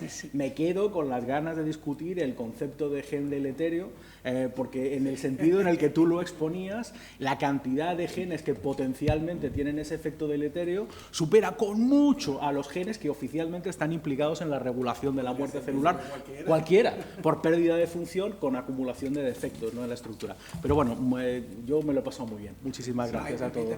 Sí, venga, por supuesto. Central, a principios del siglo. La vida es un desafío provisional para la muerte. Y una cita de una niña mulista. La vida es una Muy bueno, muy Una bueno. cita muy breve Sí. también me vi, porque me llamó mucho la atención buscando documentación para el debate. En un informe de la NASA de 1965, al parecer alguien escribió que el ser humano es el sistema informático de más bajo coste, no lineal y multiusos que puede ser fabricado en serie por mano de obra no cualificada. Buenísimo, buenísimo. Bueno, yo terminaré con otra cita de Cajal que dice que el fin práctico de la civilización consiste en obligar a la muerte a hacer cada día más larga la antesala delante de nuestra alcoba, que también me ha gustado mucho. Bueno, queridos oyentes, espero que hayan disfrutado con este debate pues de auténtico lujo intelectual. Doctor Fernández, doctor Diegues, doctor Panjuiz, doctor Pérez Pomares, doctor Medina, muchísimas gracias, sois fantástico, sois estupendo. Y estos señores, al igual que yo, tú has dicho antes algo de las enseñanzas medias, aquí no somos ninguno políticamente correcto y yo menos. Estos señores no cobran absolutamente nada por tener la gentileza, la amabilidad y el derroche de talento y de conocimiento en venir aquí. Yo tampoco cobro nada por organizarlo, por buscarlos, por buscar el tema, por formar una mesa plural interesante. Y creo que ninguno necesitamos cobrar nada por hacer esto. Pero estamos en un país donde la portera del primo, del cuñado, del que se ha acostado con sutano, llenan 24 horas al día más de una cadena televisiva de difusión nacional. Yo creo que esto es un lujo que no se puede permitir este país. Y me apetece mucho decirlo.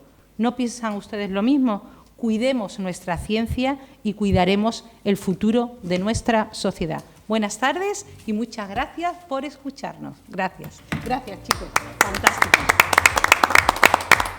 Nos aplaudimos nosotros solitos, porque no tenemos público, pero fantástico.